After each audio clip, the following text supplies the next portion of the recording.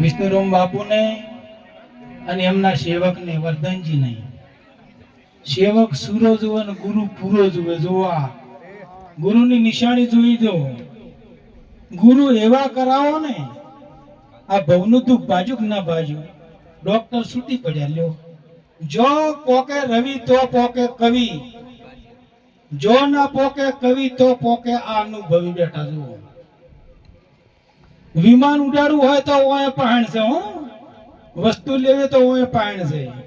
અનુભવી છે. આ અનુભવીની આશા કરી લેજો. ગમે ત્યાં જો ને અનુભવીનો સંગ કરી લેજો. સંગ કરો તો સંતનો કરી લેજો. બધા આપણે સંગ કર્યા હશે પણ જો ઓય સંગ કરો ને તો જીવને શાંતિ થાય ને થાય. હું ટૂંક જ વાણી બોલું છું કારણ કે પોસ કડીનું ભજન અને મોટું બોલો તો અમે ધડધસ અત્યારે વગડો છે. આ તો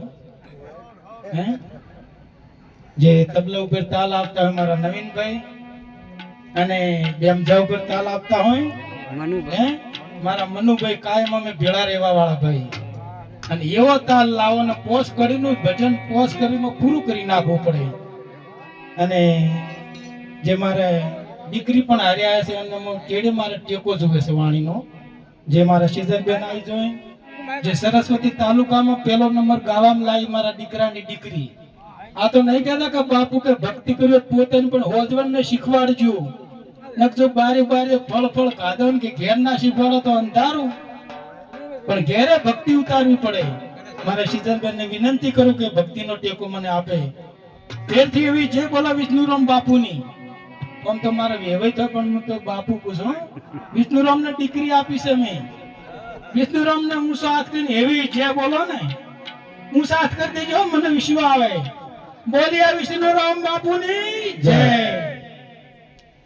અને જે ભજન કરાવે ને એ પરિવારને તાળીઓ વધાઈ નાખો ભાઈ.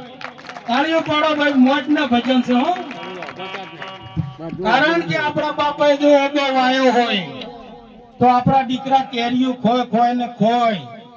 ટેકો આપજો હો પાઘડી વાળો. આપણા બાપુએ જો બાળ વાયો હોય તો તળિયો ઓકો આવે હવે ના આવે. એમ વિષ્ણુરામ બાપુએ અઘારની અંદર ઓબો વાયો છે અને એનું ફળ ખાવા માટે આપણે ભેળા થયા છે. અરે ઓગણીએ ઓબો